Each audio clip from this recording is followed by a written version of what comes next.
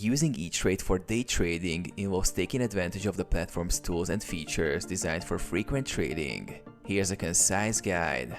Open an Etrade account. Sign up. If you don't have an Etrade account, visit Etrade and open a brokerage account. Ensure it's a margin account if you plan to trade on margin. Set up your account. Fund your account. Transfer funds into your Etrade account to start trading. Enable day trading features.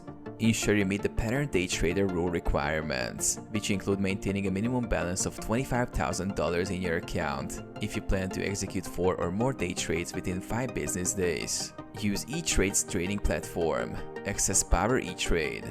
For advanced tools, use the Power Etrade platform, which offers real-time data, technical analysis, and advanced charting. Set up watch lists. Create watch lists to track stocks you're interested in. Analyze and execute trades. Research. Utilize the platform's research tools, including news, technical indicators, and market analysis. Place orders. Execute trades quickly using market or limit orders. Be aware of order types and timing. Monitor and manage.